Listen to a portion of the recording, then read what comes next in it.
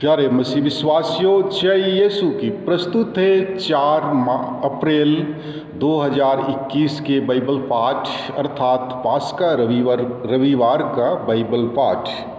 पहला पाठ प्रेरित चरित्र अध्याय 10 पद संख्याएँ 34 और 37 से 43 तक से लिए गए हैं।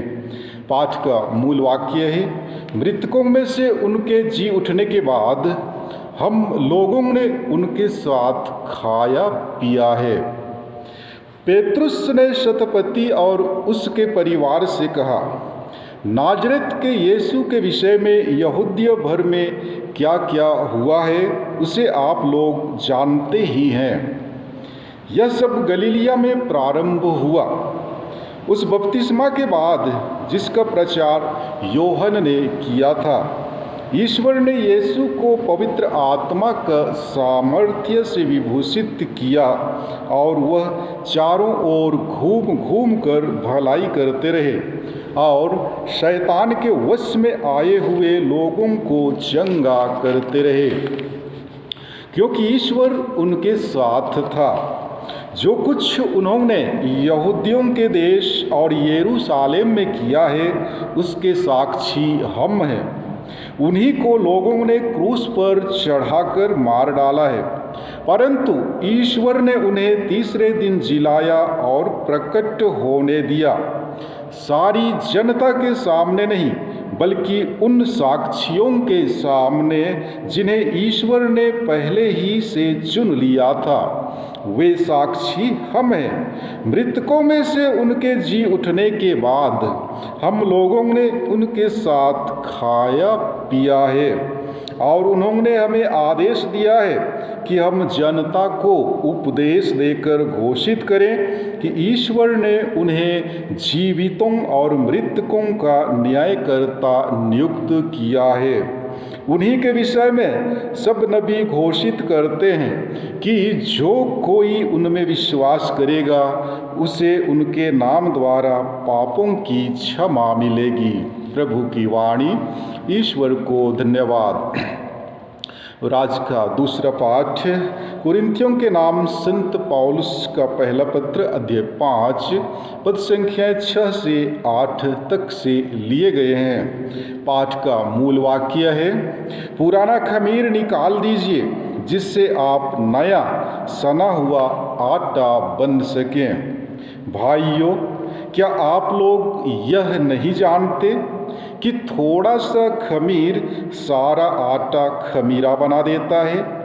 पुराना खमीर निकाल दीजिए जिससे आप नया सना हुआ आटा बन सकें, क्योंकि हमारा पास्का का मेमना मसीह बलि चढ़ाए जा चुके हैं। इसलिए हम पुराने खमीर से नहीं, बुराई तथा दुष्टता के खमीर से नहीं, बल्कि शुद्धता तथा सच्चाई की बेखमीर रोटी से पर्व मनाएं। प्रभु की वाणी। ईश्वर को धन्यवाद। और आज का सुसमाचार पाठ संत यूहन्ना के अनुसार पवित्र सुसमाचार अध्याय 20 पद संख्याएँ 1 से 9 तक से लिए गए हैं। पाठ का मूल वाक्य है, उनका जी उठना अनिवार्य था। मरियम मगदलेना सप्ताह के प्रथम दिन तड़के मुंह अंधेरे ही कब्र के पास पहुंची। उसने देखा कि कब्र पर से पत्थर हटा दिया गया है। उसने सिमोन पेतरुस तथा उस दूसरे शिष्य के पास जिसे यीशु प्यार करते थे दौड़ती हुई आकर कहा, वे प्रभु को कब्र में से उठा ले गए और हमें पता नहीं कि उन्होंने उनको कहाँ रखा है। पेतरुस और दूसरा शिष्य कब्र की ओर चल पड़े। वे दोनों साथ साथ दौड़े। दूसरा शिष्य पेतरुस को पिछेल कर पहले कब्र पर पहुंचा। उसने झुककर यह देखा कि छालटी की पट्टियां पड़ी हुई हैं, किंतु वह भीतर नहीं गया। सिमोन पेतरुस उसके पीछे पीछे चलकर आया और कब्र के अंदर गया। उसने देखा कि पट्टियां पड़ी हुई हैं और यीशु के सिर पर जो अंगोछा बंधा था वह पट्टियों के साथ नहीं बल्कि तय किया हुआ दूसरी जगह अलग पड़ा हुआ था। तब वह दूसरा शिष्य भी जो कब्र के पास पहले आया था भीतर गया। उसने देखा और विश्वास किया, क्योंकि वे अब तक धर्म ग्रंथ का वह लेख नहीं समझ पाए थे जिसके अनुसार उनका जी उठना अनिवार्य था। प्रभु का सुसमाचार। हे ख्रिस्त, तेरी स्तुति हो। प्यारे मसीह विश्वासियों, जहाँ यीशु रहते हैं वहाँ खालीपन नहीं रहता, वहाँ डर नहीं रहता, वहाँ तो आनंद ही आनंद रहता है। खाली कब्र यह दर्शाता है कि जीवित ईश्वर का निवास कब्र में नहीं, जीवितों के बीच होता है। पास्का का त्यौहार हमें सोचने में मजबूर करता है कि क्या हम मरघट की शांति पाल कर बैठे हैं? क्या हम खुद मरे हुए हैं? क्या भरी पूरी जिंदगी में भी हमें सूनापन लग रहा है? यदि ऐसा है तो यीशु से हम कोसों दूर हैं। जीवितों के ईश्वर यीशु को अपनाइए और खुद भी जीवन से परिपूर्ण हो जाइए। हमें पतरस और अन्य शिष्यों की भांति यीशु को खोजना चाहिए। पास्का हमें प्रचारक बनने को कहता है। हमें मरियम मगदलेना की भांति लोगों को सुसमाचार सुनाना चाहिए। हम लोगों को यीशु तभी दे सकते हैं जब यीशु हमारे पास हैं। हम लोगों को यीशु तभी दे सकते हैं जब यीशु हमारे पास हों। प्यारे भाइयों एवं बहनों, प्रभु यीशु का जी उठना अनिवार्य था। उसने अपने दुख भोग और पुनरुत्थान के विषय में पहले ही भविष्यवाणी की थी। उन्होंने अपने भविष्यवाणी में कहा था कि मानव पुत्र को बहुत दुख उठाना होगा। नेताओं, महायाजकों और शास्त्रियों द्वारा ठुकराया जाना, मार डाला जाना और 3 दिन के बाद जी उठना होगा।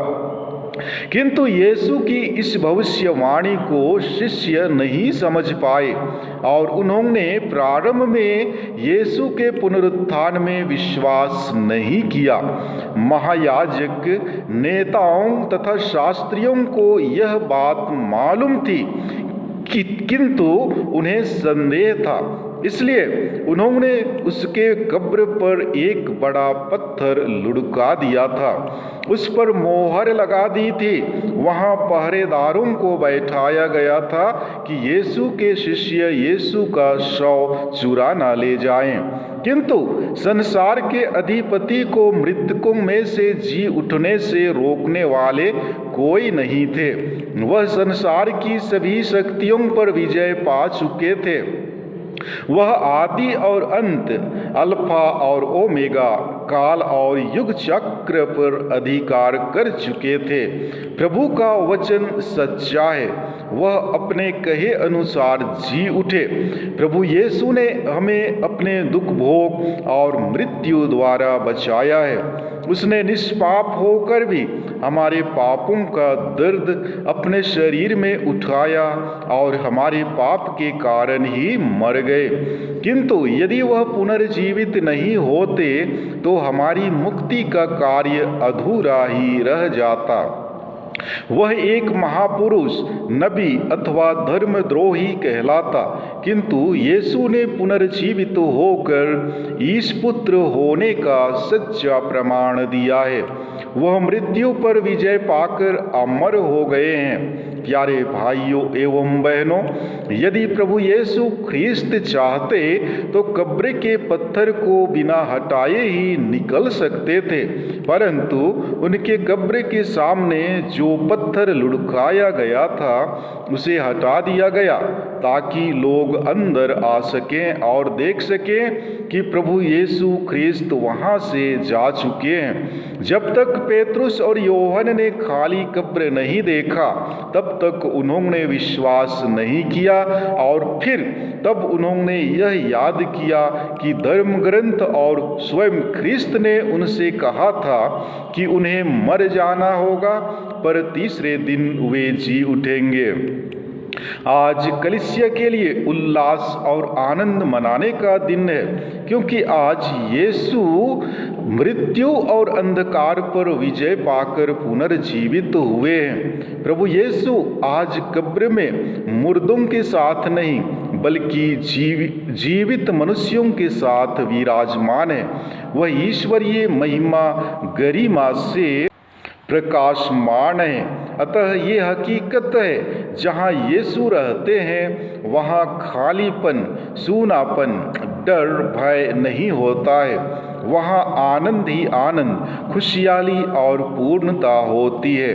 आज यीशु का कब्र खाली है, जो हमें दर्शाता है कि जीवित यीशु का निवास कब्र में नहीं, बल्कि जीवितों के बीच है। आज पास्का पर्व हमें यह सोचने को मजबूर करता है, क्या हमारे जीवन में खालीपन, सूनापन और डर, भय है? अगर ऐसा है तो निश्चय जीवित यीशु हमारे जीवन में नहीं है, अर्थात हम जीवित यीशु से कोसों दूर हैं। आज तड़के जब मरियम मगदलेना शिष्यों को यीशु का कब्र खाली होने की खबर देती है, तो यीशु के प्यारे शिष्य पेतरुस और योहन 100 मीटर दौड़ स्पर्धा की भांति कब्र की ओर दौड़ते हैं, और योहन कब्र के पास पहले पहुंचता है। प्यारे मसीह विश्वासियों, यीशु का जी उठना एक महानतम ऐतिहासिक घटना है, जो आज के सुसमाचार में वर्णित है। सप्ताह के प्रथम दिन बहुत सवेरे मरियम मगदलेना कब्र के पास पहुंची और देखा कि कब्र से पत्थर हटाया गया है। वह हतप्रद रह गई और पेतरुस तथा योहन को इसके विषय में बताया।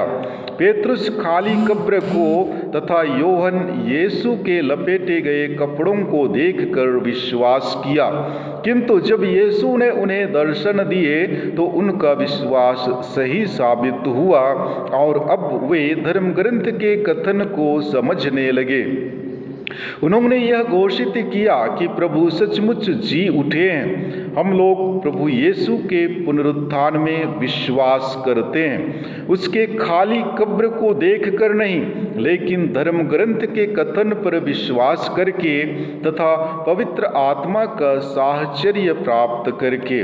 प्रभु यीशु का पुनरुत्थान ही हमारे विश्वास का मूल आधार है। ख्रिस्त का मर जाना, उसका जी उठना और महिमा के साथ लौट आना हमारे विश्वास का एक महान रहस्य है। प्यारे भाइयों बहनों, प्रभु यीशु का पुनरुत्थान हमारे ख्रिस्तीय विश्वास का केंद्र बिंदु है। क्यों? क्योंकि जैसे उन्होंने कहा था उसके अनुसार वे जी उठे। अतः हम पूर्ण विश्वास कर सकते हैं कि उन्होंने जो बातें कही थी या प्रतिज्ञा की थी उनका पूरा होना निश्चित है।